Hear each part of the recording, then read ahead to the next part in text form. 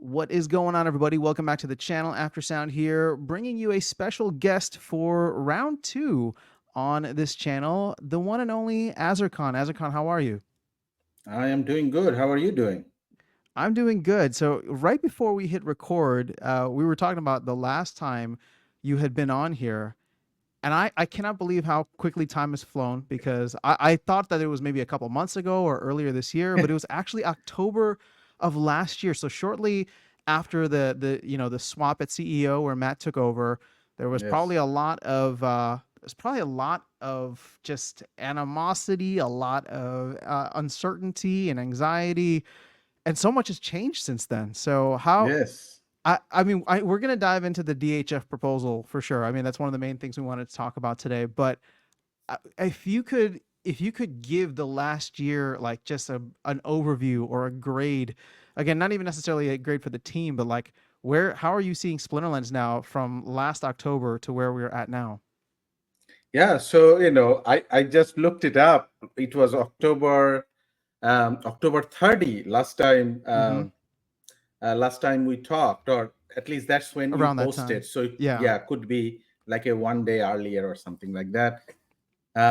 But you mentioned animosity. I think at Splinterland, we call it salt. So I think Lots of salt, that's for sure. I think that time was like a great time of salt mining. So I mean, I if you could, remember. yeah, Yeah, go ahead. if you can imagine, Land wasn't out yet, Rebellion wasn't out Yes, yet. That was a different time. yes, Oh my that gosh, was yeah, a Salt different was all time. time high. Yes, yes. Yeah, I think I remember maybe not on the Splinterland channel, but maybe some other channel. And this is after Aggie kind of, not a CEO of Splinterland, came in and kind of said something that yeah, I'm going to live for a long time, but when I die, you guys don't need to bury me or anything. I'll be preserved as a mummy because of all the salt, because salt is a preservative. Oh, what a comment by Aggie. I do miss him on Discord sometimes. He was just the Yes. way that he interacted with the community was always a lot of fun. Yeah. Um, you know, I've been despite the token prices, asset values, everything coming down, I still look at the past year as quite successful in a way in terms of reshaping the game. And I'm curious to get your thoughts on, what Matt's tenure has been like since we're now approaching 1 year for him. Hmm. Yeah. So I will give my opinion, and it's that's all it is. It is an opinion, and I feel the game economics, the tokenomics, or the economy of the game, and now in this 1 year has been much better. Hmm. I mean, it may not reflect in the prices yet, but the economy is definitely much better. If I look at it from variety of different angles, if I look at it how much of volume there is in terms of card sales, in terms of pack sales, in terms of individual tokens. If I look at all of this, and if I see how much liquidity is out there, and I know that you keep a close eye on it, like just think about CL legendary Hmm. liquidity, Yeah. right, in the market. Um, if like, can you imagine 10 max deck, 10 random people coming in here to the game fresh and trying to build a max deck of meta cards Hmm. for the modern?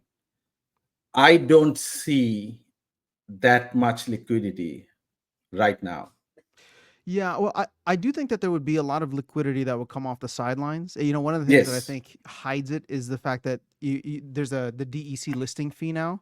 And Hmm. so if something's not going to sell in 30 days, people won't put it up there. But to your point, one of the things I was just covering in a recent video is there's maybe like 12.5 million packs either circulating or open for Chaos Legion. And if you use the rough math that Matt gave, right, 33, 3,400 is a max deck. Yeah. that gives us less than 4,000 max decks available. And Yeah. so in a bull run, when and I think that we did have many players coming to check out the game. It's Mhm. not that they would all want a maxed No. collection of Chaos Legion, but they all might want the summoners, and there's only a certain Yes. amount of those summoners, right? Or like you said, Yes. meta cards. And so Mhm. yeah, it gets exciting because having 5,000, 10,000 real people come in that want to play at the highest levels is actually quite attainable. In fact, I think we can go even higher than that. And Mhm. to your point, the liquidity is not there. And that's just for Mhm. cards. I mean, if we're talking about SPS, that's a whole other story, right? Like there's a lot Yes. of Yes. people holding a lot right now, but if people want to come in and reach the level that 100, 200,000, it's that liquidity is going to drive very quickly on the secondary market or just on the marketplace. Yeah, and you talk about 4,000, 5,000. I'm always very conservative. Mm-hmm. I say 100 real player, Yeah. 100 real player that want to perform at the champion level and have like to own some assets. It doesn't Mm-hmm. have to be 100 max decks. Not Yeah. talking Yeah. about 100 max deck, but 100 players, like say you or Mm-hmm. me, who likes to play at the champion level. Yeah. Yeah. If they come in, you will see the impact on the card values like Yeah. immediately. Well, and to your point, if you just go and look at the modern leaderboard, right? 1 through 100, if you were to double that, if you were to get 100 people who had that same kind of conviction, that belief in Splinterlands, that desire to own the assets, to your point, 100 people could move the needle significantly. Yes, yes, and So, that I find quite bullish. Let's talk about the token, right? So, I am one of the large stakeholder of the game, right? mm-hmm. So there is a promo card coming, and two promo cards coming. 10th, right? It is supposed to be on 10th. So Tomorrow. tomorrow, Yeah. Yeah. tomorrow. It's as soon as At the time tomorrow, of the recording of this video, yeah, coming out tomorrow. coming out tomorrow. So I, you know this quite well that I have three. Three scholars Mm-hmm. and plus my personal account, so that's four accounts, four max level accounts that I have. So I have to, like, normally for my scholars I always buy them the card, Mm-hmm. whatever Yeah. card that is available, and I buy them the max card. So, and that's what I've done so far. Yeah. Okay. Um, and I'm going to, as I'm saying this, I'm going to open up my account and see how much DEC I have, which would be like shocking. So Shockingly high, obviously, shockingly low. shockingly low, shockingly low, because as you know very well, these are, you are supposed to buy them using DEC. Technically, you can buy them by credit, Yeah. but it's cheaper to buy them by DC. Yeah. Yeah. So at my personal account, I see 651,448. So 650,000 DC. DEC. That's all I have. Mm-hmm. You're gonna need That more than that is for four. that is one card. Yeah. Yeah. That is one legendary, right? One legendary is 550, right? So Mm-hmm. that's about it. I am tapped out. So I have to buy four legendary and four of the For the rare rare. card, Yeah. right? Wow. So how much are we talking? I mean, So three, four 4 million. Yeah. legendaries, right? Right. It's Three, four roughly million about DC. Yeah. 4 million ish DC, Mm-hmm. say, give or take. Plus, I need to keep a little bit liquid for entering into the tournament Mm-hmm. or buying into now the wild pass, or Yeah. if I need little bit more energy, it's also DC only now. So I need DC for everything, and I am one of those people. I think there is several individuals said that in the chat, in our various chats, that we cannot keep DC, like we cannot save enough DC. Yeah. We get DC, a lot of us, we get DC and we just spend it, You just spend it. Yeah. right? Yeah. Because there are There's so always many something. things to spend it on That's essentially the base currency now. You need it for everything. Hmm. So basically, I have to buy 4 million, 5 million DC off the market. And that's only That me. that's gonna move. That's gonna move things quite a bit. I mean, we've actually seen DEC go up a little bit over A the little past bit, couple of yes. days. Yeah. So Yeah. what do you think of this kind of line of promos that they're going to do over the next 3 or 4 or 5 months with I think it's a Hall of Legends promo cards. I mean, for Mhm, someone like you mhm. that wants to have the Max collection, is this a better route that they're taking versus like the mini set, or should they do the mini set too? How are you looking at this? Right. So, I don't have any kind of reservation on it. A lot of people, you will see they have various reservation. Mm-hmm. On this thing, I don't really have a reservation. It would be whatever that Matt decides. I am okay with that Okay. in this point in time. And my reasoning for this is, um, first of all, the promos are already sold to the DAO. So team already got this What they set, need, yeah. what they need. So it's already sold to the DAO. And whatever it is going to sell, that revenue is going to come into the DAO, which in a way I feel like is as good as burning, because it's not easy to get money out of the DAO, especially DC, as long as Vaktis and several other peoples, including me, are around, right? So Yeah. we don't want to sell DC. I mean, below peg. Above peg, yeah, of course. Mm-hmm. I mean, and above peg, it doesn't matter, right? It's cash. Yeah, yeah. Above peg is cash, or at peg is cash. So the whole purpose of this promo is to get DC out of circulation. Yeah. And I gave you a classic example of that I don't have any. So I got to go out there and buy it from the And buy market. There some. is really Yeah. no other way. There is Mm. no other way for me to get DC unless I want to use credit. And that means I'm paying a You're paying 28, yeah, you're paying a 30%, premium on it whatever then. premium, right? Yeah. Whatever premium, which obviously I'm not going to do. So actually, as we record the show, what I'm going to do, I'm going to buy some DC. And do you do Well, you know if we can do screen sharing here yeah, by you any should be able to chance? you should be able to share your screen on there. Present, right? That Yeah, present present. button Yeah. down there. Okay, Yeah, all so right. once you add it, then I So can. let's share screen. Yes. Don't show these tips again. Okay, share screen. Select a tab to scares. Okay, I'll just select something. All right, my Splinterland tab. Okay, so I don't know if you can see the screen or not. Do Yep, there you? we go. Now I have it All on right, here. my Splinterland screen, and that's the 651,448, right? Yeah. So I did not lie on that one. So it's really dismal. I am really embarrassed how little DC I have. Little. It's That's a appalling. good amount. Well, clearly it is not good enough to buy Well, four set that's of cards, that's true. That's true. I keep about, right? I don't know, 40 to 50,000 liquid, so Yeah, six clearly hundred thousand is clearly quite a bit not more good than that. enough. So, just for benefit of other people, this is the way I buy uh, DC, if this is possible. By the way, Hmm. Hive is rallying, so that's pretty good. See, I have 711 Hive in my account. This is my account. This is my Hmm. Hive wallet. I have Yeah. 711 Hive that I have available. I typically get, and I will get into more details of that. I typically earn about 150 Hive a day.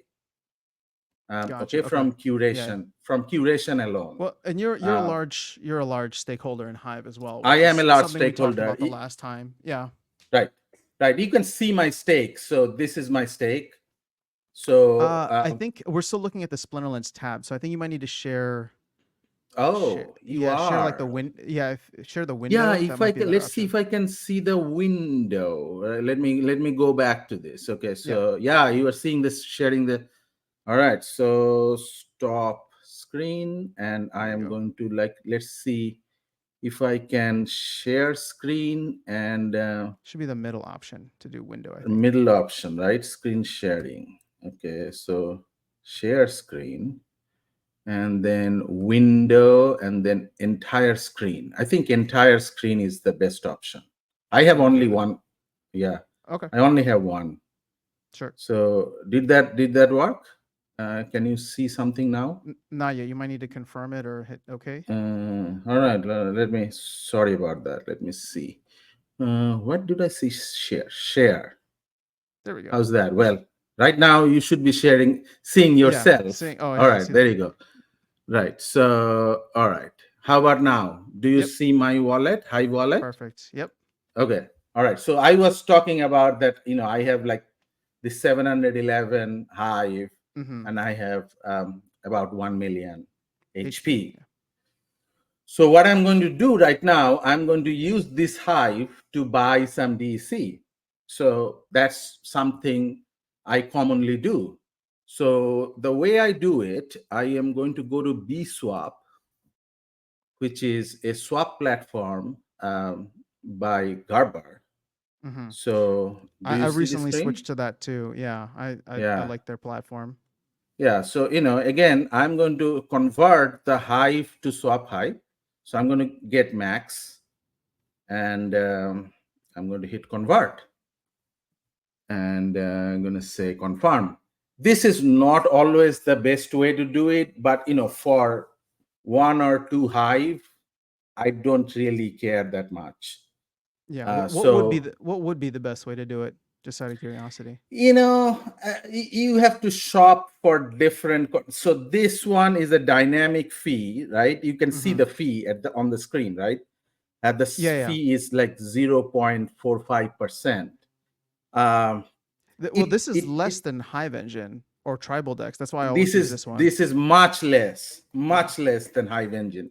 Um, Sometimes you can do P2P, like peer to peer, Ah, okay. Got it. right? Yeah. So if somebody is trying to sell swap Hive, you can buy some Hive peer to peer, then you don't have to pay any fee, right? Got it. Okay. So anyways, I'm now going to go to tribal decks. This is already done. So I'm going to tribal decks, and on tribal decks, I'm going to get to my personal account. Uh, and I'm going to go to my personal account. So that's my account. And let's see, the first token is usually DEC. Now, there are two ways to do this. So here, I'm just going to go to the DEC token. So this is the DEC. Oh, look at that. DEC is rallying against Hive, right? Yep. So that's a significant bump up. So I normally kind of look at what's the market, and I don't try to sharpshoot it. So I have about 700 Hive.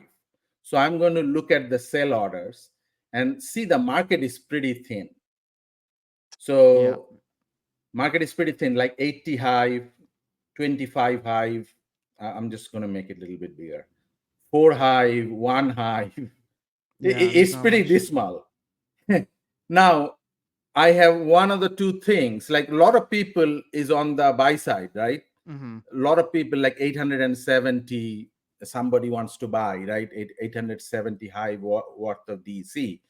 But if I do that, it's going to take some time. Mm-hmm. So the other way to do it is the swap. So if there is a lot of orders I see like right on the sell side, I would just hit it and buy.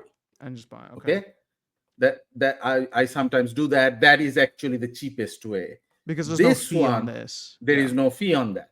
This one is, there is a fee on that. Mm-hmm. This is the swap option. So this is also one way to do it, and it is basically supporting the liquidity pools, right? If you do it this Yeah. way, you support the liquidity pool. Yeah. All So the fees this go is, there. all the fees go there. So swap Hive, DC, this is not the cheapest option, but since we are doing it as a demonstration thing, I am just going to use it. So this is the swap Hive. I'm just selected my swap Hive. So this is 708 swap Hive, Mm-hmm. and that will give me 164,880 DC approximately. Okay. Mm, still not enough. So, I'm well, I'm definitely curious, is not there, enough. and you can see that Yeah. there's not even a price impact. The price impact is less than 0.01%. Yeah. So It's this thing, Swap Hive DC, is one of the largest pool yeah, in the tribal dex pool. So this is a really tiny order. So gotcha. that's why, this is not all the DC I need. I'm just showing a way to do it, and I encourage people to do it if you want to do it.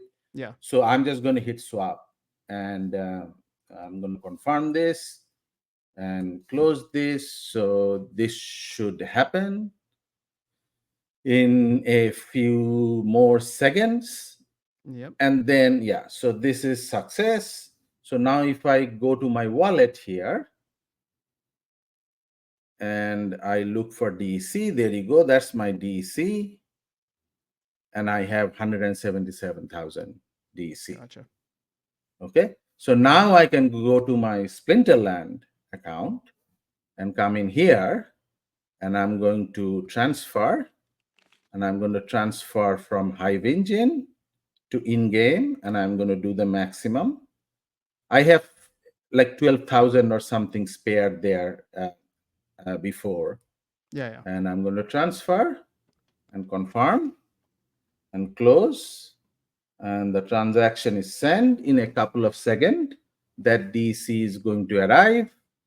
So it's not much, but now I have 800,000 DC. So you'll be racking up a little bit more then. So yeah, so that's that. So that's one way of doing it. Mm-hmm. So that's you know just did a demo on how Yep. one way to do it. One That's way to one do way it. I do it. Um, I'm curious to go back to. This is a little bit of a left turn, but since you mentioned, the fact that you have scholars and you try to buy all the, the cards for their accounts for them to be successful. How do you view scholars in the game? Well, that's I don't want to frame it like that. Like, how do you see scholars or scholarships um, for the progression of Splinterlands? And I'm saying that not because like scholars are good or bad. I'm thinking about Axie Infinity success back in Mhm. 2021. If you followed that at all, Exactly. and I think that there's, Splinterlands is set up even better in a way, right? With card delegation and reward Mhm. delegation. To me, that's kind of another untapped area in which I think a lot of, larger stakeholders like yourself are incentivized to hold these things so that you can, bring in scholars. But how do you see that playing out if we were to enter into another bull run? Yes. And I think last time, if I vaguely remember it, it's been a year. Last time we also talked about it, like 1 year back when we discussed it. Well, yeah, So you had Schnapoon back then, who was one of the top scholars. exactly, Yeah. yeah. Who doesn't play for me anymore? Mm-hmm. So he is actually, let's, since you mentioned his name, let's just start there, and then I'll answer your question. So Okay. Schnapoon right now do not play for me anymore, and his story is actually a success story all around. He actually got a job, so he now plays very casually, and he has a paid job, and he works, Mm-hmm. and maybe someday he will have his own scholar. So Yeah. actually, two of my previous scholars who doesn't play for me anymore, one has her own scholar, Zawi. I think she has multiple scholars. Okay. Shapun, I hope that he will have his own scholar soon.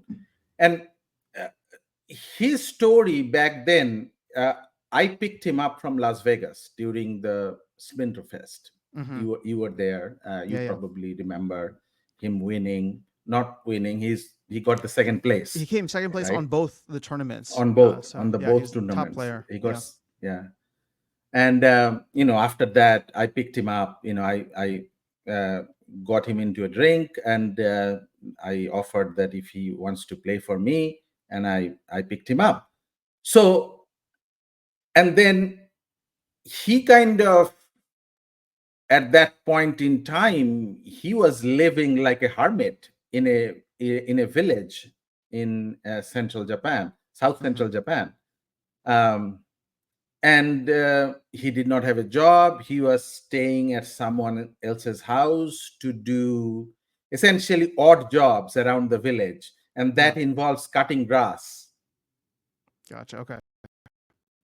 So Okay. I remember Splinterlands was a big part of his income. Yes, so it's essentially farm work, Mm-hmm. essentially, because that's all you can do, Yeah. farm work, or sometimes he used to teach in a village school.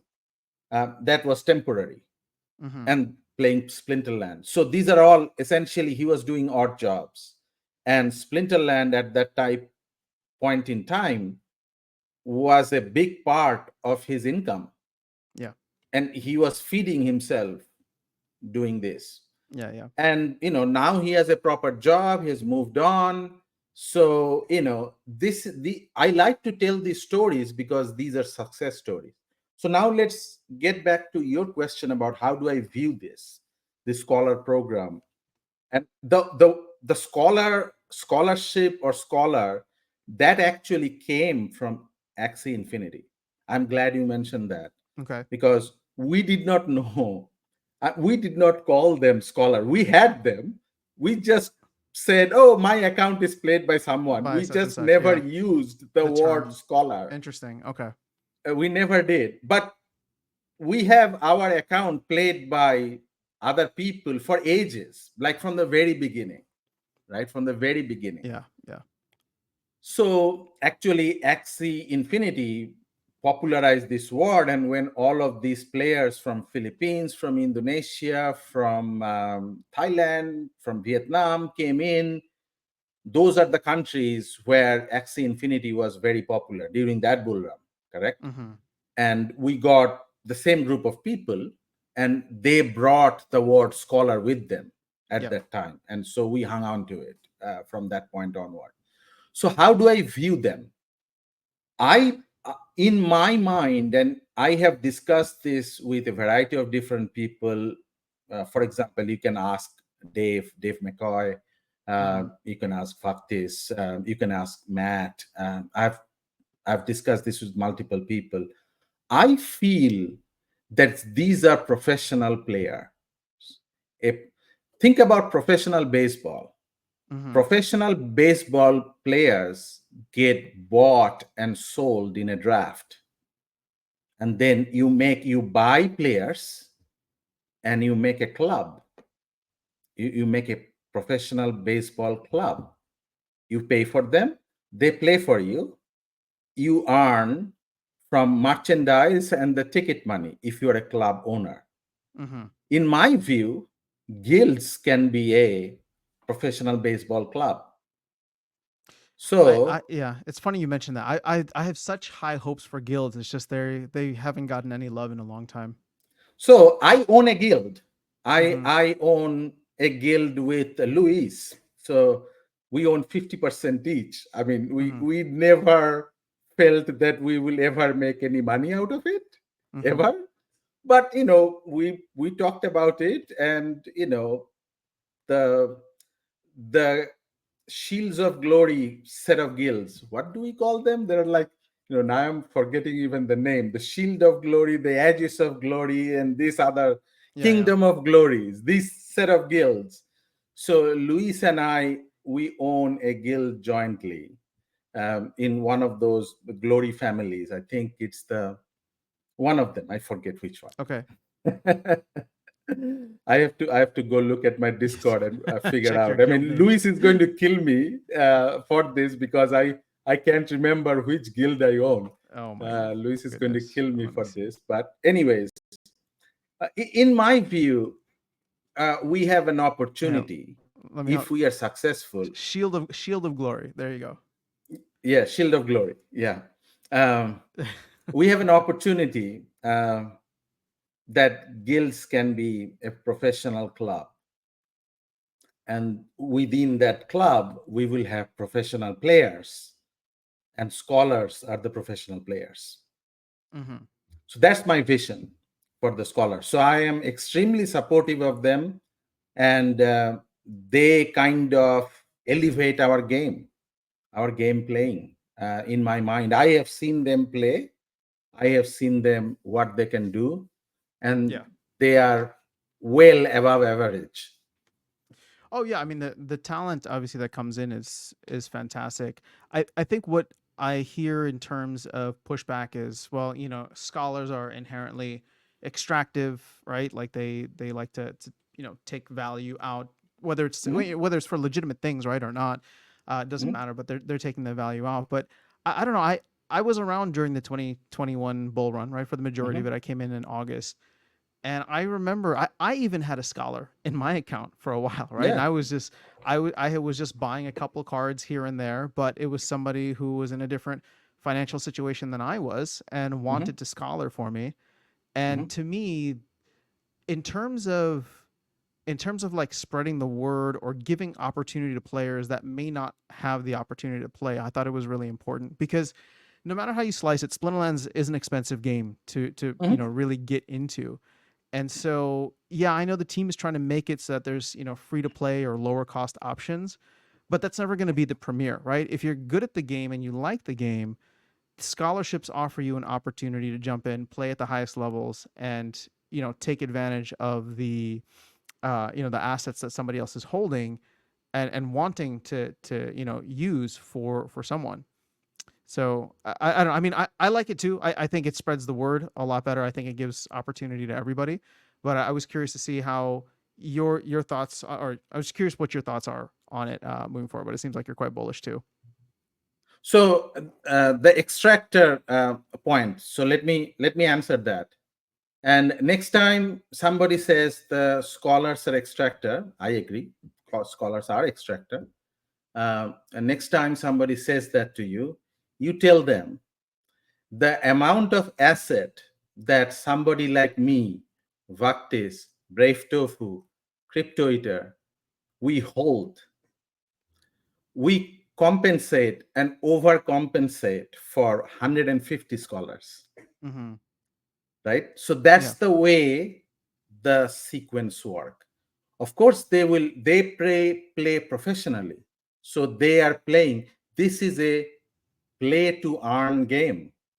Yeah. That's how we marketed it. That's our point. So there would be a earning part to it. Yeah. Yeah. And if you think about the original premise of the game, the big picture, the philosophy of the game, we are here to change people's life by earning and by have making them financially free, especially in countries or economically distressed area where there is not enough opportunities. Mm-hmm. That's one of the uh, primary notion or philosophy of the game when Aggie and Matt first put this together, right?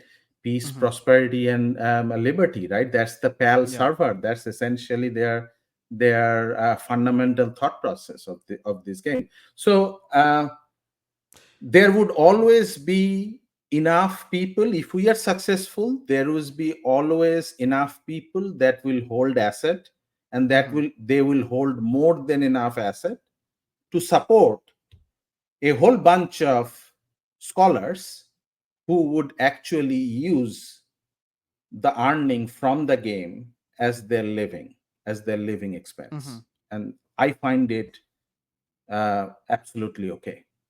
You know what's interesting about that? So I haven't heard the peace, prosperity, and freedom since since Aggie was around. So I definitely do miss him. But you were talking about how you compensate for the extraction of value or yourself, Vugtis, Brave Tofu, a lot of that. So we know that at the end of the day, this, any kind of free market's going to be a zero sum game, right? Mhm, So what is your mindset then in terms of, okay, you're putting a lot of value, a lot more value mhm, than you take out from this mhm. ecosystem. So therefore, what's in it for you, or is part of the driving factor for you that you can change other people's lives through a game in other Mhm, parts of the world just by holding a bunch of game assets? mhm. Yeah, so that's a good question. And I will tell you very frankly, I have not taken a single dime out of this ecosystem. I have I have only put in. I've just bought, and bought more assets. Mm-hmm. I have moved assets around. You just saw me move asset around. I Yeah. just sold Hive to get some DEC. I have done that. I have done it the opposite way as well.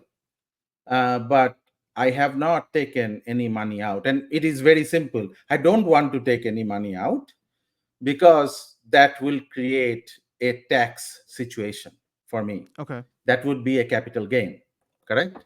And I do Yes. not want to have a capital gain from crypto. I have plenty of capital gain to worry about. I pay a Yeah. Yeah. lot of taxes. I do not want to have this capital gain. So Sure. that's one. Second, what your question is, how how do I find myself? What's my goal, right? So I'm not going to take any money out. So what's my goal? Exactly. My vision for this is, I don't know if you know this quote about Warren Buffett.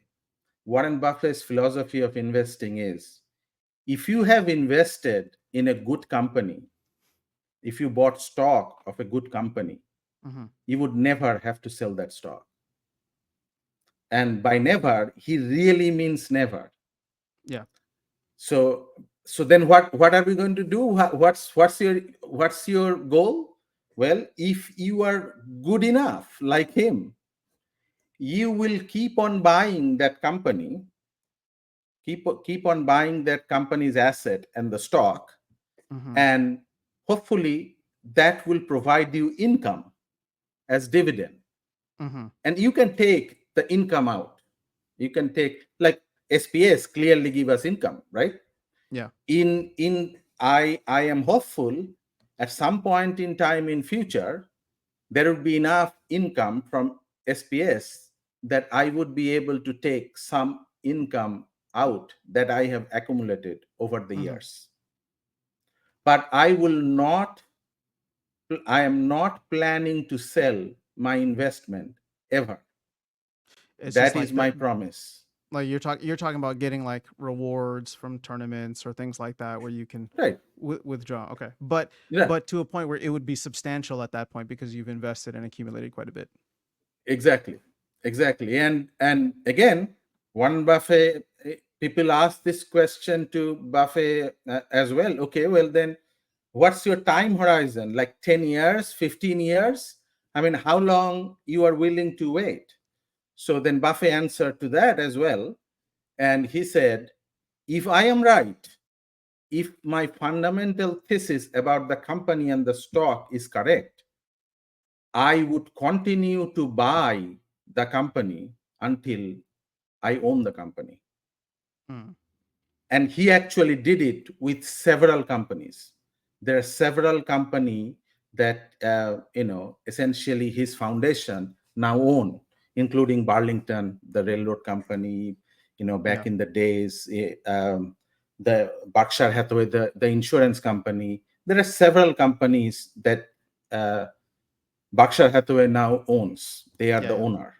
So it is not just a saying, he has actually done it in action In action. in Yeah. his life.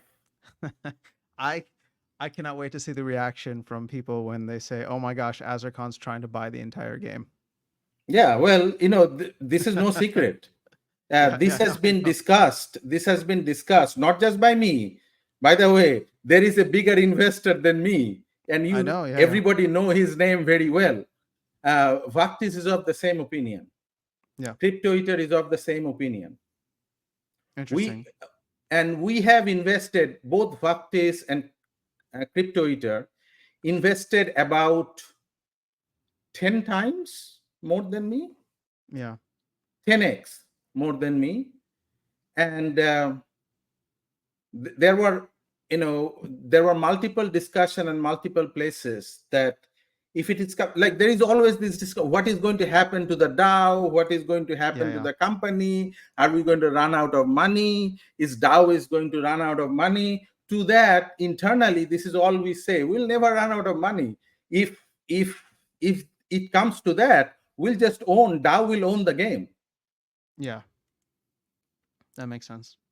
I I have to imagine there's, well, actually I'm curious, what is the nature of the relationship that you have with some of the other larger stakeholders? I have to imagine that you guys like to be on the same page about a lot of things. You even We are. mentioned this, yeah, you even mentioned this, I know, in like, well, it used to be Mav chat, but on Discord you'll say I have, private conversations with Vuctus or whoever, just Yes. to get alignment. But in terms of overall vision, are you on the same page as Crypto Eater and Vuctus and Brave Tofu, or are there things that you guys differ on? Not only we are on the same page on every important decisions that comes, and that is not just proposal is just one small part of it. There are Mm-hmm. a lot of other decisions that are non-proposal that comes in. If we are not aligned, we are not always 100% aligned. Okay, I mean, that's just human Sure. nature, Okay. right? We will Makes never sense. be 100% aligned, but we will discuss among ourselves, and we will be 100% aligned, and then we'll move forward. Mm-hmm. So Okay. that is our understanding. There is Well, nothing, yeah. no major decision that will move forward where we are voting or we have an opinion that we are not 100% aligned. Now, I may or may not agree with Vaktis. Crypto Eater may or may not agree with me, that, and this has happened in the past. Mm-hmm. But we are going to stand by each other and support each other so that we can move forward. You understand the difference? That's the Yeah, difference. I There's a do. small difference between the two. That, disagreement doesn't mean we are not going to move forward with a decision, Mm-hmm. right? Which is politics, Yeah, essentially, yeah. right? And right now, if you look at the US politics, there is a 50-50 split, and nobody talks to each other, right? That's true. And Yeah. that's the situation that has happened over the last 10-15 years.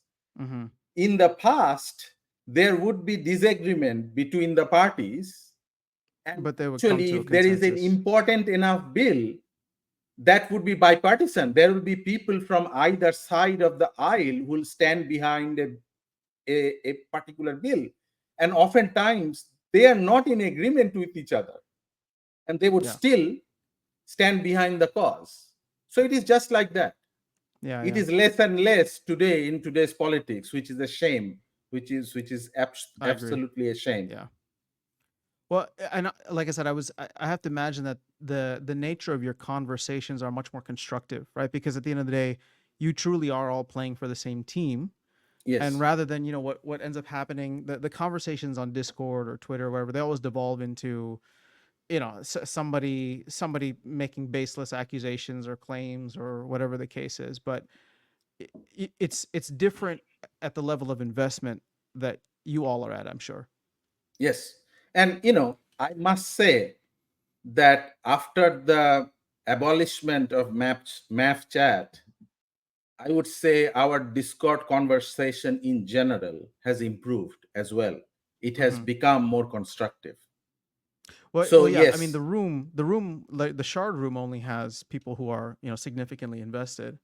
yes. So is the So, other rooms, right? So is the hmm, other room. So is the land room. So is the card room. yeah, Those are rooms where people have current investment, not a bunch of people who are invested in the past and now have sold it, yeah, and sold just it for at a bang. loss, and therefore they can never forgive themselves, they can never forgive the game, and they Yeah, think it is all a conspiracy to have a loss on them, as if their loss is happening at the expense of us or the game. yeah. Well, that's the thing about selling, right? The psychology or perspective that you take on the moment you sell is that you want it to go lower to justify your Yes, decision, right? exactly. So whether you're talking about it in math chat or you're just watching the charts, you're always wanting Mhm. it to go lower to, Exactly. reward your conviction in the action that you took. Exactly. So, I have traded markets, many markets for a very long time. Most of my personal wealth is from financial markets, from trading financial market, and my day job, Hmm. both of that. And believe me, I have seen it so many times. You actually have that feeling inbuilt. I think it's in your DNA. It is more important for you to be right than to make profit. Mm. You just want to be right. Yeah. That's actually so important. It is more important to make money, which, if you think about it, should not be. Your goal should be, I mean, you want to make money, right? That's why you invest. Yeah. Yeah. You want to make a profit out of your investment. Obviously, you do not want to do anything wrong. You want to play within the rules, Hmm. but you want to make a positive outcome for your investment. You don't want to be right. It is okay to be wrong and still make money. Yeah. Yeah. Well, that's what happens when you invest emotionally, right? Or with ego. Exactly. Well, we are Yeah. all emotional Yeah. people. I True. think, True. again, that is very much inside our DNA, Yeah. everybody's DNA. That's fair. We just want to be right that, oh, I said Bitcoin is going to be 50,000 today. Look, it is 50,000 today. Whether I made $100 on that trade or not, I mean, most people who trade Bitcoin in this ecosystem, their investment is in the order of hundreds of dollars. Yeah. Correct? It cannot be more than that. Nobody says that. People say, I made 55% on this trade. 55% of what? 55% of $21? Hmm. You I and Yeah, I you get what you're know saying. this is something, if you ask people on YouTube who actually sell their product, right? There are Yeah. Yeah. so many products out there on YouTube, like professional, oh, come join my YouTube channel. I have 2000% gain Oh yeah. Yeah. Yeah. every month on this thing. You always say that it is 2000%. They never say how much money How that much of a is. money? How much money that they never say that. That's number one. And number two, imagine that if you really make 2000% every month of, I don't know, $10,000. If you make 2000% of $10,000, which is $10,000 is a small amount in Hmm. trading community, like real trade, that is not going to show up. If you trade $10,000 worth of Apple, it is not going to show up, like just like we did the DEC trade, Yeah. like 700 Hive of DEC, that is less than It's not gonna 0.01%. move the needle. Yeah. It's not going to move the needle, right? However, imagine if somebody is making 2000% return every month on a $10,000 investment. Do they really need to make a YouTube channel and sell you the product? I Well, mean, you can that's make a YouTube channel for hobby. That's totally okay. yeah. Yeah. But you are selling a product. You are selling uh, what? Education, right? This is Yeah. for educational purposes only. That's what the disclaimer they say. Hmm. That it is not an investment advice. This is for entertainment and educational purposes only. Yeah. But Yeah. you are asking for But money, you're some asking for money for subscription, it. Yeah. asking for $99, 99.99 a month. Hmm. Why you need 99.99 a month if you are really making 2000% return Because on that's where they make trading? their money. Exactly. Right, exactly. So Yeah. always think about it that way, and then it is going to be very clear as day. Hmm. Yeah. No, that makes sense. Oh my gosh, where how do we even get here? I don't know. I mean, I think you asked me about what's my vision of my investment in Yes, yeah, Splinterland, yeah, and yeah. then from there, what do the large stakeholders think? Hmm. You know, No, they're going to buy the company. well, but you know what? I think it's fascinating because and I've been around the game for a while. I live Yes. and breathe Splinterlands in many ways, and I had never asked someone, of your stake that question directly. And I had never Hmm. thought about it from that perspective, right? Because so many people, especially, and I'm guilty of it too, but so many people look at it in a way of like min max ROI, like is it worth it to play? And Hmm. part of it, I think, is the reason that I focus on it so much is because I think that's actually one of the greatest marketing tools that we have. At least that's what I saw Hmm. during the last bull run. But what Hmm. ends up happening for someone like myself is that you end up coming in, you fall in love with the game, you understand the project, you support the team, you like the community, you make, a lot of good connections in there. And then like you, I've probably spent more on the game than I have, withdrawn from it. So at that point, like I look at it and I say, I believe in the long term vision. So therefore, I will continue to move assets around and continue to buy. Like, trying to accumulate as much SPS as possible has been the goal of this year for me. Um, Hmm. and so it's interesting to hear, especially when people talk about that from like a zero sum perspective. Okay, there's going to be extractors, but then you, Vugtis, all the other folks, knowingly, and this is what's exciting for me is like you knowingly are compensating for that, overcompensating for it Hmm. because of your belief and your conviction in the long term Yes. game. And Yes. this is, and the reason I'm harping on this so much isn't necessarily for our conversation, but because I want listeners to understand. I don't think many people understand the mindset of long term and large investors like yourself. And Yes. and and to go all the way back to the beginning of your point where you said 100 people with your mindset and your resources come in will change the game completely. That's what we're looking for, right? How do you Yes. find the other people who are going to have that belief? And the truth is that that's not some, it's not some figment, it's not some fairy tale. We have people in the game right now who see what's there and believe in it. Yes. And in my opinion, going into what hopefully will be a bull run, I think we've been through the more difficult parts so far. I think we're, as you said, we're in a much better position now. So as we move forward, finding people who can have the same kind of conviction and are willing to make the same kind of investment as a Vugtis, as an Azircon, as a Crypto Eater, or Brave Tofu, that actually becomes easier over time. And finding 100 people in a planet of 8 billion is not that difficult. Yeah. And So honestly, I don't think we need 100 bhaktis. 100 bhaktis is essentially it's going to be a moon rocket. yeah, I know. Uh, we don't need 100 bhaktis. We need 100 middle class people. Mm-hmm. 100 people who is willing to stake, let's say, million SPS. Yeah. So That's about it. A million SPS is kind of a baseline number. I have some post out. How many people have million SPS? I think we have. I think I have a post out. I was yeah, trying to see. I when you don't were know if looking, you have seen it. I think well, you were looking at like how many people have a million SPS versus how much have the like a certain amount of HP, right? You were looking at that graph. Yeah, but the same post will tell you how many people has a million SPS. So yeah, there it is. So hang on, let me share my screen one more time. Yeah, go for it. Let's share screen, entire screen. It takes just a second for this share button to highlight.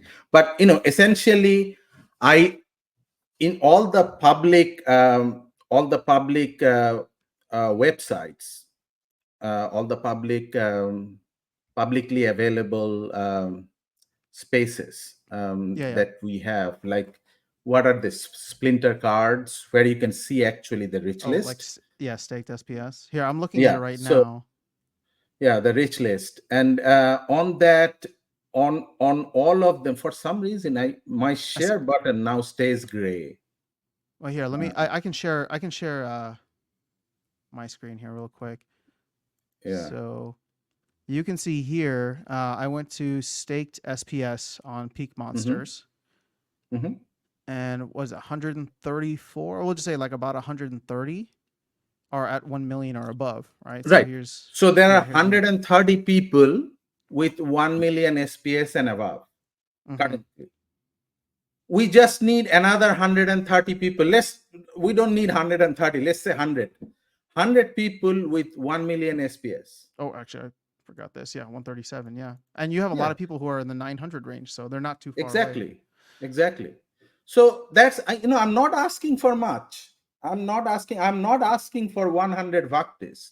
I am Mm-hmm. asking for 100. And people who have 900,000 SPS at today's price, the difference between 900,000 SPS and 1 million SPS is very little Mm-hmm. if you actually do a proportion.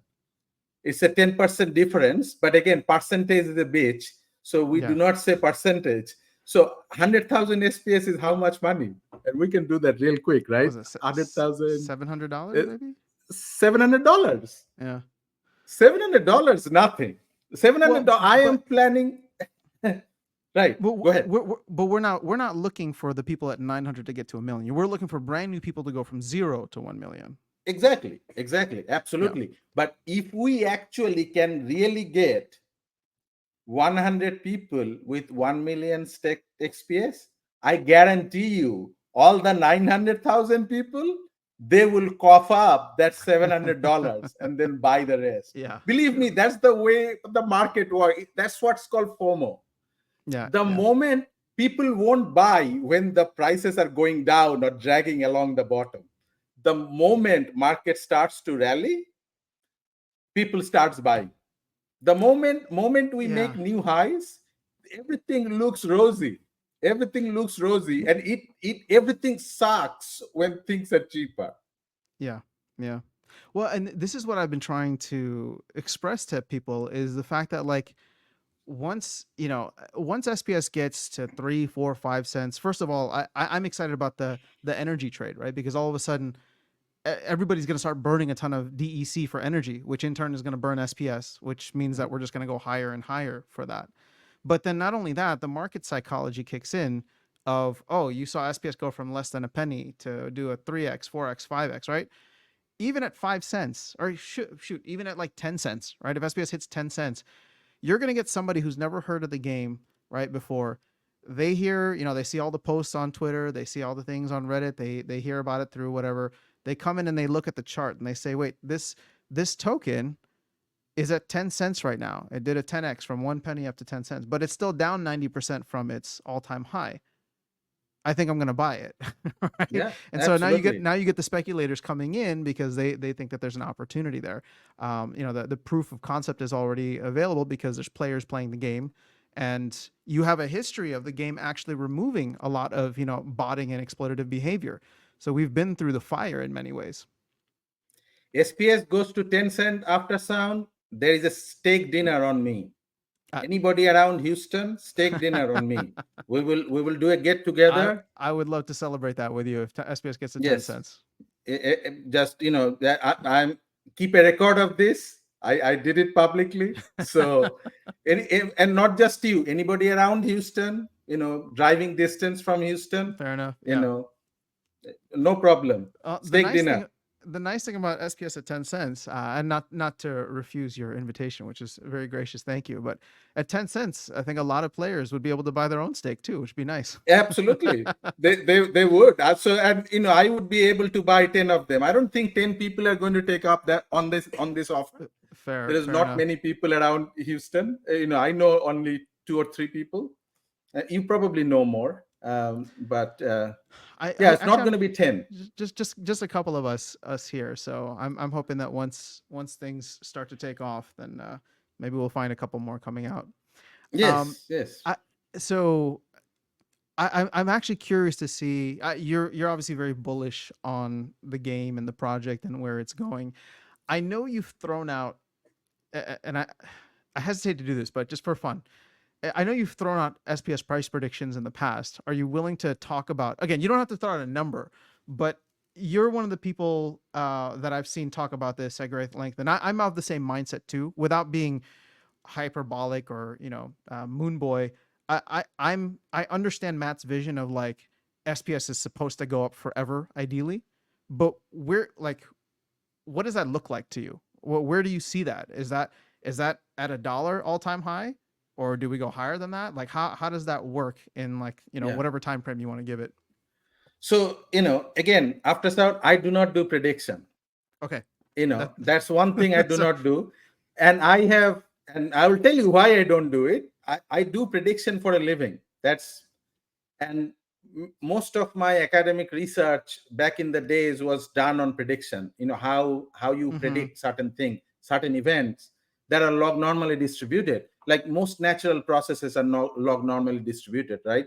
So Yeah. again, if you look at our SPS stakeholder distribution, our SPS stakeholder distribution, the mean and the median is removed from the center, right? You have a Mm-hmm. long tail. So we have one Vaktis who is holding 41 million SPS, Yeah. who is essentially pushing the mean too much towards the right. So the in other words, these are not evenly distributed, and it never is. It never is. Yeah. So, in any kind of distribution, any kind of natural processes like this, it is very difficult to predict something. And prediction always happened at the tail of the distribution. So, this is where it's called a black swan event, right? If things go right, it goes many order of magnitude than you actually predicted. So your prediction is terribly wrong. So I Mm-hmm. don't do prediction. I and again, I am not overly bullish either. I would say I am practical. I am just practical. And your question, where do I see SPS price? I do not have a number in mind, but again, you mentioned, essentially we can think about it as a log distribution. So 1 cent, 10 cent, 100 cent, right? Mm-hmm. This is a log distribution. So first we got to get to 1 cent. We are close to 1 cent, but we are not quite 1 cent yet, right? We're at Mm-hmm. 7/10, something Seven like that. tenths. Yeah. Yeah. So we got to go to 1 cent first, and as we cross 1 cent, then we have to sustain our move, our rally, and hopefully by then, uh, DC is at or near peg, Mm-hmm. because we need to have DC at or near peg.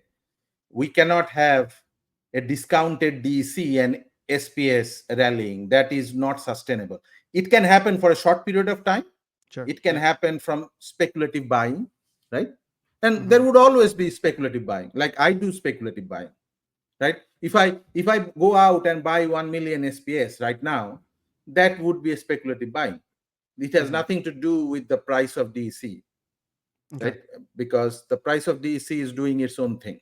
Sure. Now, Yeah. if I go and buy enough DC, that pushes not just me, other people too, that pushes DC near peg, near 1000 DC equal to $1. And then it would be cheaper to burn SPS. And if SPS rallies due to that, then that's the flywheel. That's Yeah. non-speculative buying. That's not non-speculating speculative Yeah. price movement, Which we saw at the end of last which we year with the saw. rebellion. So Yes. the team was So buying. Yeah. yeah, absolutely. We saw a very short period of time, but we saw it. Mm-hmm. Now, are we going to see that with these promos? I don't know. I have no way of telling. So that is why my request to the team has always been, these cards should be good. They Yeah. should be desirable. They Mm-hmm. should be game breakingly good. Okay. Otherwise, why would you buy it? If it Yeah. is Yeah. just a if it is just a If it's just poo-poo okay. card, Yeah. if it is just an okay card, I mean, you have, how many cards do we have right now? I mean, I don't really know the number, total number of cards. I think it's in the 500s, Oh, it's more than thousands. might be more than that. Yeah. Well, I don't know about thousands, but Well, like I remember. rebellion core set and a chaos legion core set each were about 100, and then you have Okay, all the so mini sets and all the reward right. cards and all that. So So it's the rebellion, and then it's Chaos Legion. That's 100. Then the mini set, the Rift Watcher, and those are about 50 each. Yeah. right, So and 50 and what's the Untamed yeah, one is the we're probably between 500 and 1,000 would be my guess. right. Well, we can look it up. We can go Sure. to Yeah. one Yeah. of the but let's say 700. Yeah. Let's say we have 700 cards. We clearly have a lot of cards. And now, if you are playing modern, obviously you are not going to have option of all those 700 cards. You have a smaller set, smaller subset of that 700. So you probably have, I don't know, 400 cards. Mm-hmm. So this would be 5, right? So 5 times 2, they are 10 cards. This is going to be 10 cards. And we already know the first 2 cards. We have seen the first 2 cards, right? The first 2 cards Yeah. are released already. What's your opinion of the first 2 cards? I do not believe they are game breaking. No, I don't believe they're game breaking either. I think they are interesting and I think they are nice to have, but they're not need to have. Exactly. So, which is not an ideal scenario. Well, let me ask you this. For the people who say, that it becomes then unfair if you have these cards that are not available to everybody, what's your response to that? Yeah, that's a good question. Yes, it is not. It is going to be like that.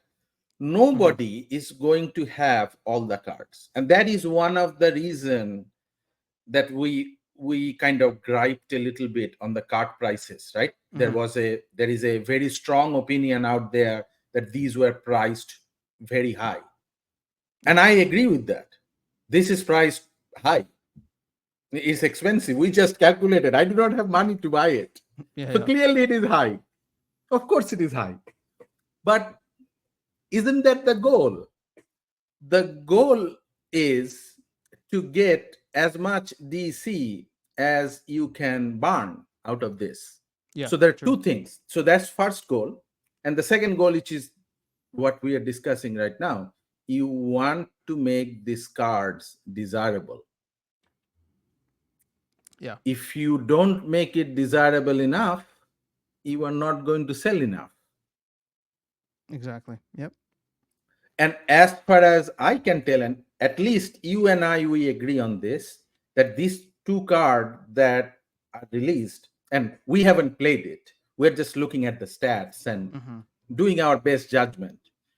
But by no means, this is, first of all, they are not summoners. So that's the first thing, right? Yeah. They are not Mhm. summoners, they are just monsters. But none of this is Venka. Yeah. Is it? Not No, no, even no. close. Or None of this is like Venka or Grimbardun Smith. Grimbardoon. Yeah. Yeah. None of this is Grimbardun Smith. None of this is Venka. None of this is Bagzira. Yeah. These are some of the big meta card, big meta monsters Mhm. that we're. None of this is Dr. Blight. Yeah, no, you're right. I mean, you want people to need to have them.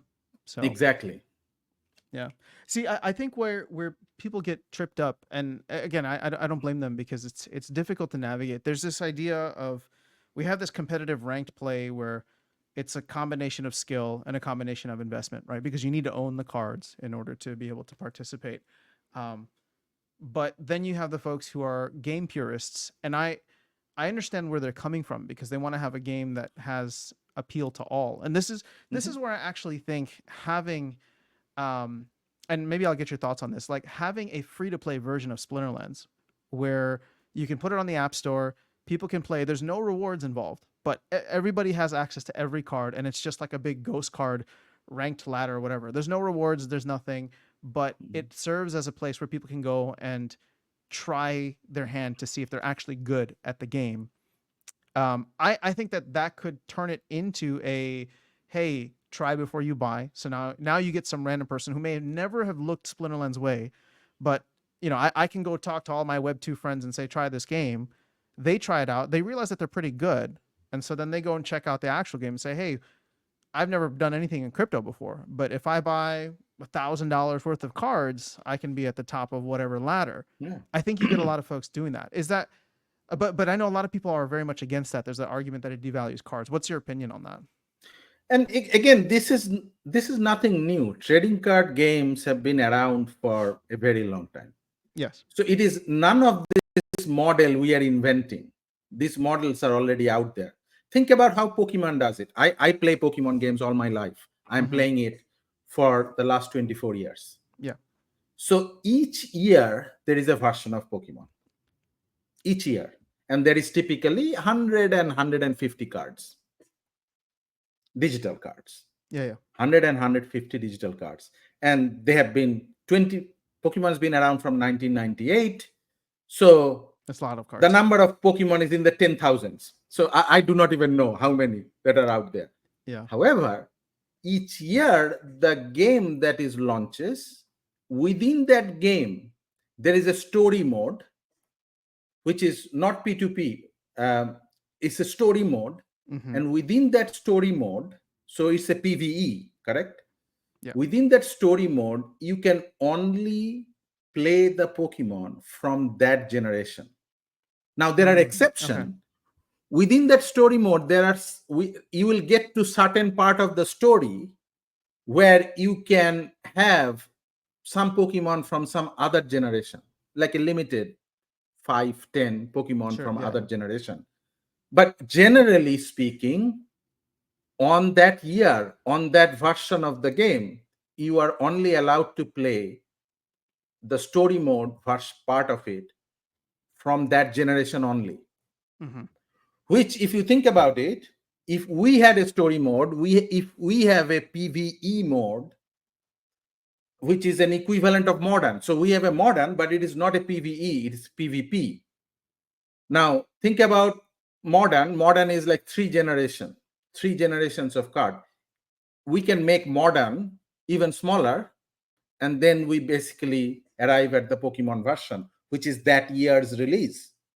Pokemon's version on that, the story mode is only available to play for that version. Now, on top of that, there is a PvP, and in the PvP, you can bring in all generations, all the other things that you have accumulated over the Mm-hmm. years. Yeah, yeah. And there would be, like, within PvP, there will be certain elements, like within certain league, you can only bring this generation of Pokemon or this type of Pokemon. In the other league, you have a different rule, things like that. And Yeah. there is infinite permutations or combinations. So that's how they deal with it. So this is nothing new. And Yeah. again, and the problem that we face, that we don't have a PvE scenario, we don't Yeah. have a story mode. So And it's all this yeah. bot problem goes away immediately, because when you are playing a story mode, you are playing against the computer. The computer. Yeah. Yeah. Well, I mean, the closest that we have is modern format where you're required to use the recent things, right? Or Yeah, exactly. tournaments, which is where you're required to use maybe just Rebellion, for example. But you're right. There's no as Nate likes to say, there's no emotional attachment to the cards or the No. game or whatever. There's not that doesn't draw you Mhm. in the same way that other games are able to do. So an opportunity for the team, I'm sure, once they get more resources. Yeah, well, that translates into money. I think it's not that they are not aware of the story mode. They are Yeah, they are all like lifetime gamers. yeah, They have played all games, and all games have story mode. I actually do not know if, can you think about a game which does not have a story mode? A modern game that does not have a story yeah, mode? yeah. I mean, that's I mean, the you're going to part of go the to appeal, chess. huh? Yeah, You're going to go to that's part of the chess, yeah, right?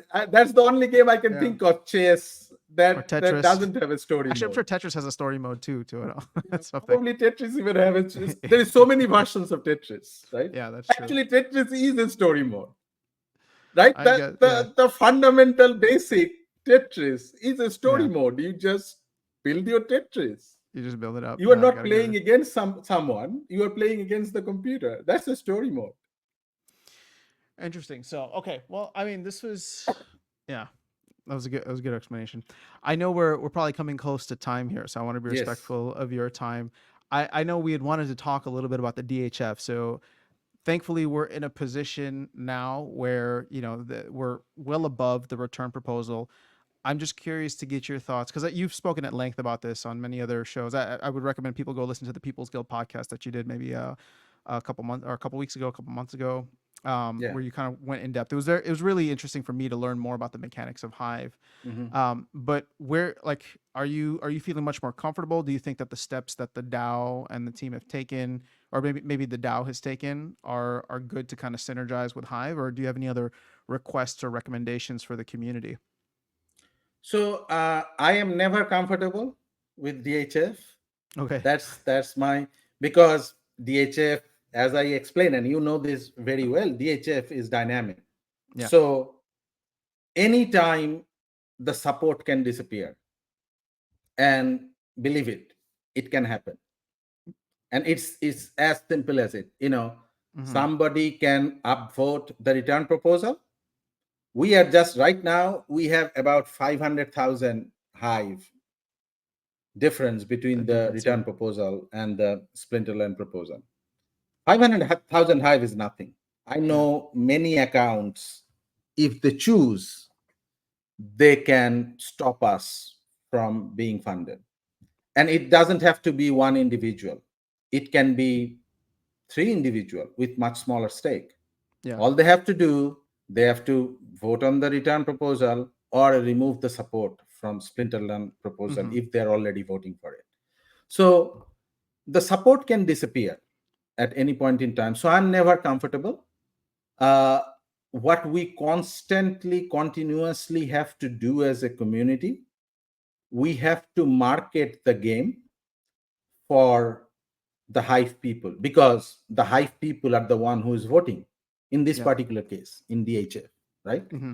So we have to incentivize the Hive community to vote for our proposal or support us. Yeah. That's the basic premise of it. And our way of doing it, and that was a very effective way, we bought a lot of Hive. Hive community always like to see people buying Hive. Yeah. People buying Hive, powering it up, that's a very good thing for Hive community. So that's what we have done for the DAO. And I have been, since this idea, like I have been asking Matt to write this proposal for years. This is For nothing new. This was the my DAO pet to hold peeve. that. Yeah. Yeah, for no, to write a DHF proposal. Oh, okay. Asking Splinterland to write a DHF proposal for a long time. For funding from the And DAO. Matt's, yeah, Yeah. well, the DAO part comes in much later. First, you got to write a proposal, right? First, you have to ask for money Mm-hmm. from the Hive DHF, Yeah. correct? Because that's what we did. Our proposal is asking for money from the Hive DHF to fund our project, Mm-hmm. correct? Yes. And in at the beginning, we got some support, but we could not get enough support or stay above the threshold long enough, correct? And Yeah. we have fallen behind. So then we came back with this proposal, saying, and this proposal is essentially for DAO to purchase Hive from the Yeah. open market, which is what we did, which is what I was explaining, that generally Hive community likes that if you buy Hive, Yeah. because you are directly impacting the bottom line, Yeah. Yeah. right? We would like that, right? If somebody comes in and buy $1 million worth of SPS, we would love it, Mm-hmm. wouldn't we? Yeah. Yeah. Absolutely, we would love it. So that part is relatively simple. That part is relatively straightforward. However, there is another part to it. I have recently written a post. That's my latest post at Hive. You can go check it out. We don't, like, we as a community, SPS stakeholders as a community, we don't own enough Hive. Yeah. So that is one thing we need to change. And why we want to do that? We want to do that for ourselves. More Hive we own, our vote on the DHF is worth more, right? So Yeah. hopefully all the SPS stakeholders will vote for our DHF, right? We Yeah. assume Yeah. that, right? Exactly. Yeah. So we assume that. So, but not just that. More Hive we own, our presence in Hive ecosystem increases. Like, for example, you own quite a bit of Hive, right? You have Yeah, some that's correct. HP that Mm-hmm. you have accumulated over the years by posting your video blogs, video content on Hive. Mm-hmm. And I am of the opinion that your videos are not enough rewarded. And I will tell you right ahead, I mean, straight up front, that, we are not, historically, we haven't been able to provide you with enough incentive to continue to publish on Hive. And Gotcha. that is my apology, my Well, personal apology as a Hive stakeholder to you. But you, well, okay, so you've been incredibly supportive, especially recently, and we've talked actually at length on on record, off record as well about that. You give me a lot of tips and pointers, and so that's actually helped me Yes, to increase my understanding of Hive, my stakeholding in Hive. But to your point, I understand. So you don't have to apologize because I think you've been incredibly helpful. But I understand where you're coming from, where the education for Splinterlands players is not there exactly. to get involved.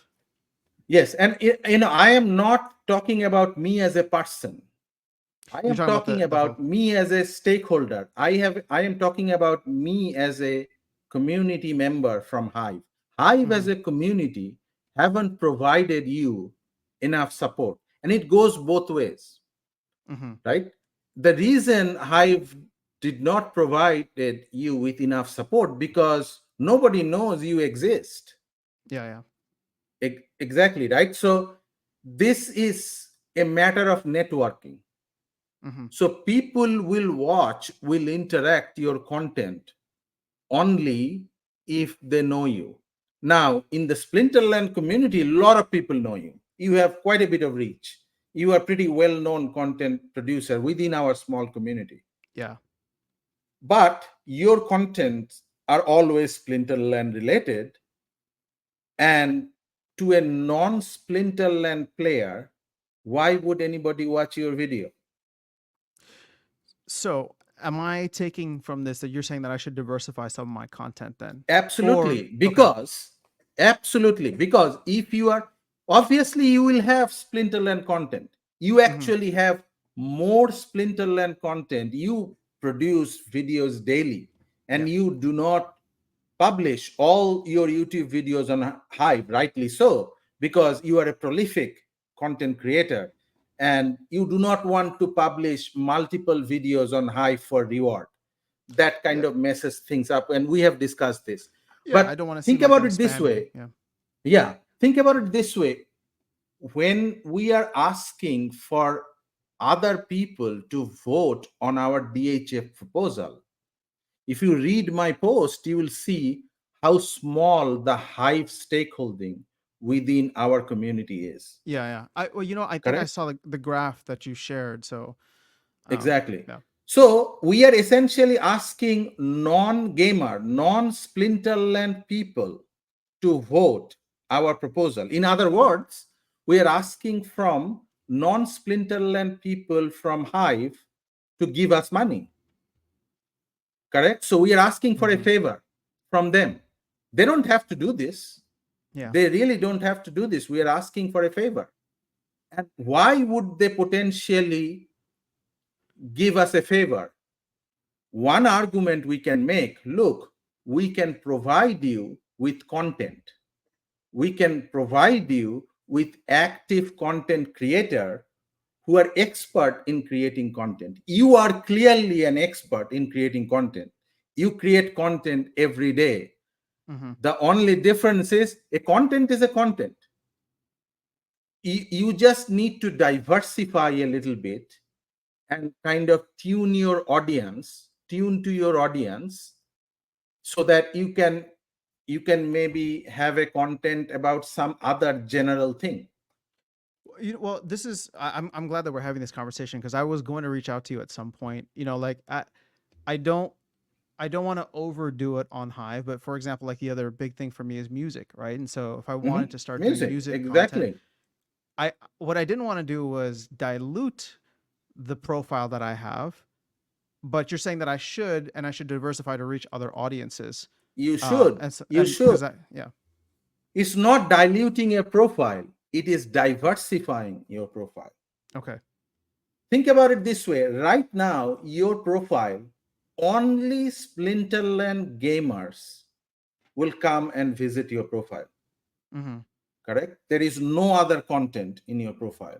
Yeah, there's no reason for However, there's no reason for a right, but non-Splinterlands person to visit. exactly. But you are a musician. See, this is extremely simple for someone like you, someone with your talent. You are a musician. That is just another example. You could be something else. You could be a chef. I mean, Mm-hmm. you can do a barbecue and post that content on Hive. You can do a evening walk with your dog or just by yourself around town, and you can post that content on Hive. These are Yeah. popular content, which is what I'm talking about is daily life, correct? Yeah. Yeah. Daily life Well, yeah. blogging I is heard. a I heard you very talk. popular Yeah. content all over the world, right? Yeah. Yeah. There are people who move around with cameras on top of their head, and they are like, celebrities. People watch. Yeah. So all of this. You have seen more YouTube content than I have, most likely. Yeah. So, and the TikTok trend and other trends things. The other day I was going to BBC to read some politics. I found out that as we go into the airport, we go through the security line, and we do our trays, like we put our laptops and other stuff that and we are not supposed to put in the bag, and we just scan it, correct?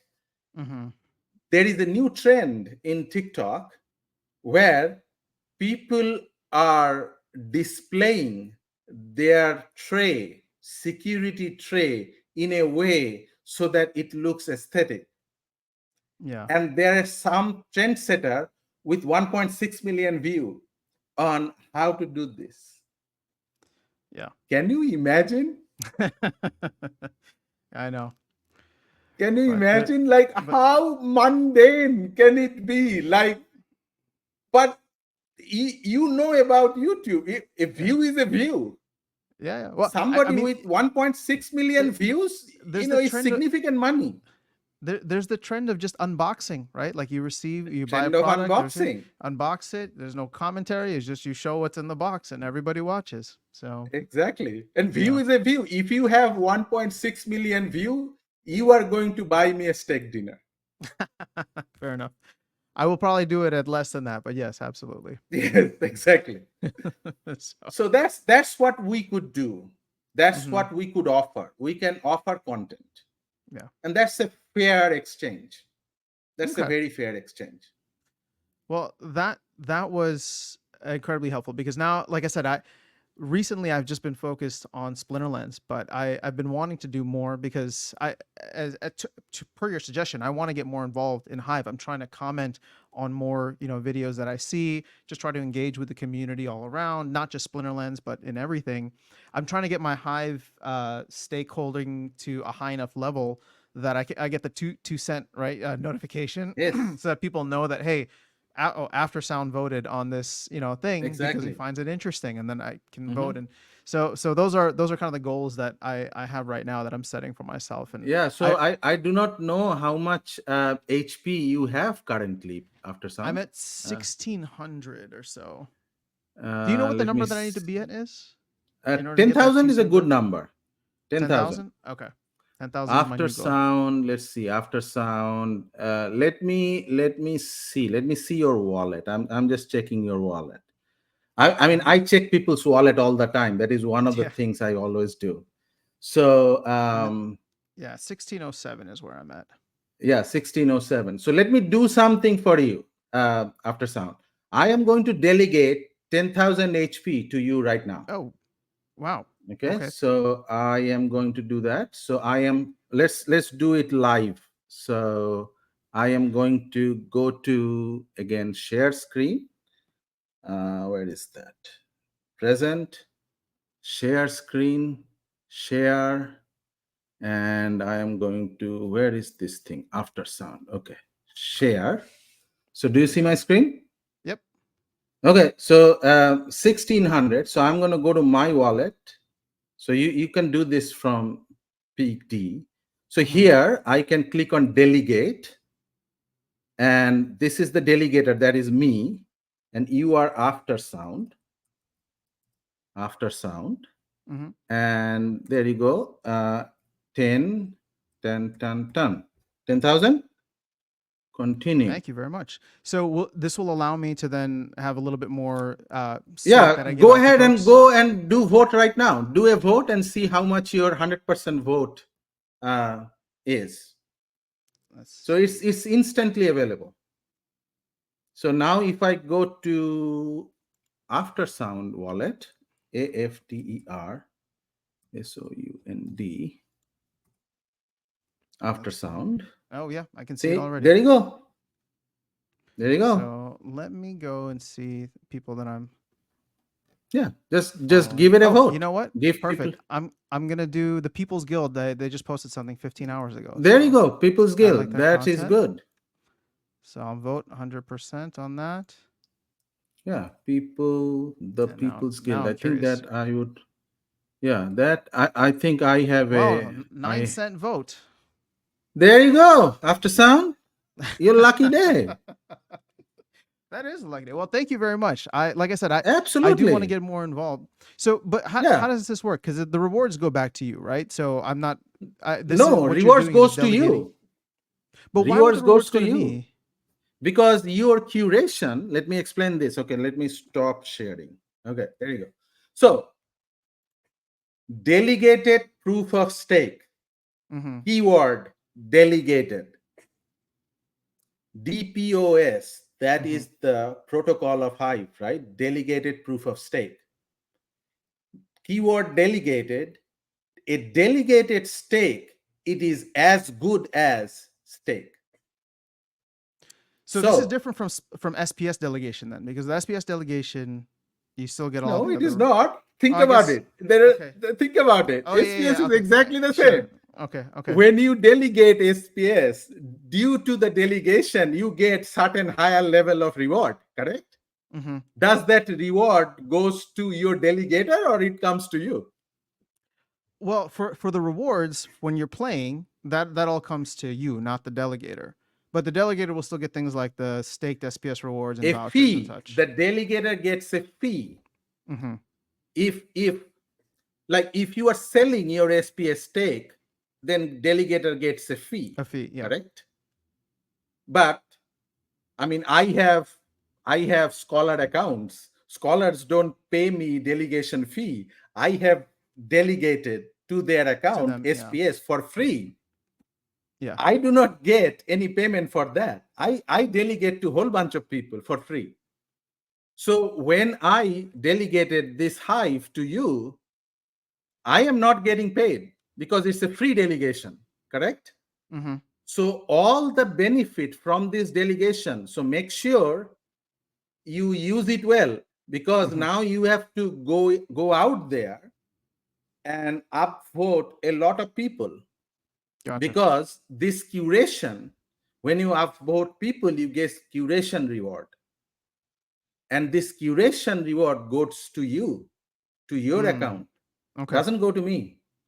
Oh, then I will use it So wisely. you are going to use it wisely, and always check in each day. So this is not like a easy job. Mm-hmm. Each day you should be using at least 90%, sorry, not 90%, 10% of your HP. Yeah. So in other words, your power, your voting power.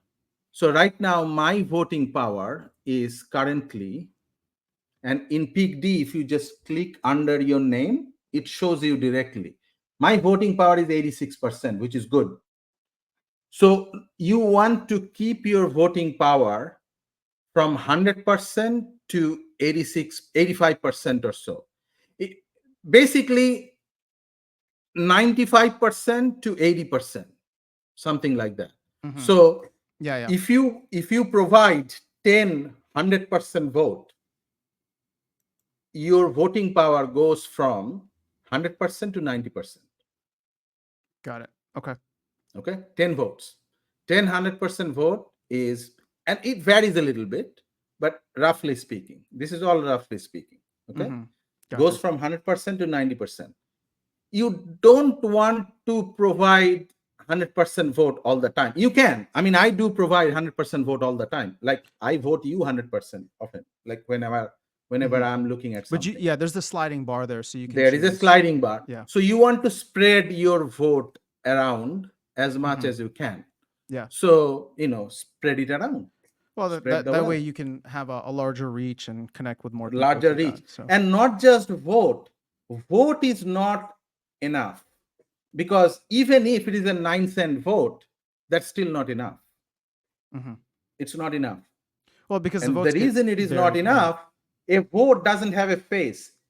People who you vote, you want to be communicating with them. Yeah. You need to write a comment and interact with them. Let people know you exist. Mm-hmm. You have voted and you exist. Got it. That's the purpose of the vote. Got it.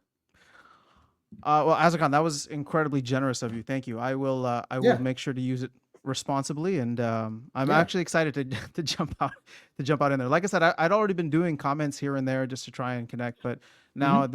this will help to, like as you said, put a face, as well, and the comments put a face, but just Mhm. supercharge it a little bit more. So thank you again Yeah, for that.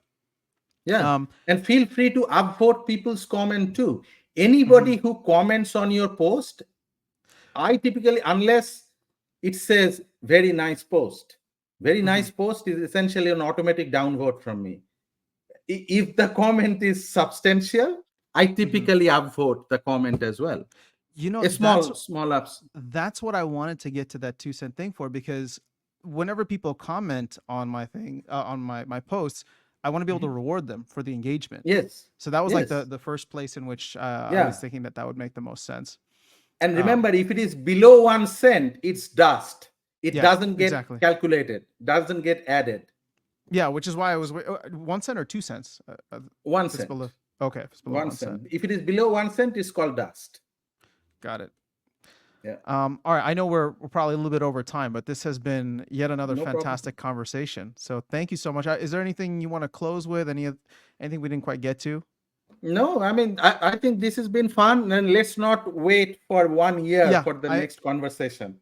I agree. I think, well, hopefully there will be many things for us to discuss over the next couple of Yes, months. If there's with so many things to yeah, discuss, and let's not pack it all in one. in one, because I'm sure there's And stuff we didn't even cover. Yeah. yes, there are many So things we did not cover, so we can do that some other time. all right, we'll save it for the future. Is there any, if people want to get in touch with you, is Discord the best way? Just hopping in on Discord the chatting best there way. Comment on my post, or and Discord PT, the best way. and I'll post A a comment on my post. I enjoy yeah. enjoy writing comments. I enjoy writing. I really love writing, and you know that Mm-hmm. it for me it's therapeutic for me. Yeah. And I like to write because I want to get the things out of my brain Mm-hmm. into somewhere where I can go back and look at it at a later time. I only write for myself. And I as you do say, not write for you. preserved on the blockchain, right? Preserved on the So blockchain, it's like a journal. yeah. Well, and So for people that are interested, especially with all the Hive and Splinterlands things, you've been actually doing a lot of content, digging deeper into the data, which I found fascinating. So I will yeah, make sure to leave a link to your PeakD profile so people can go check out the post there. yeah, absolutely. Yeah, Yeah. But anytime. Azircon, thank you again so much. We'll make sure that we don't wait Yeah, another year for this. Hopefully there'll be yeah. lots of exciting things coming up in the near future, and I cannot wait for that 10-cent steak dinner. I'm looking forward to it. Hey, So, hey, that is easy. All all right. right. Thanks everybody for tuning in. Take care.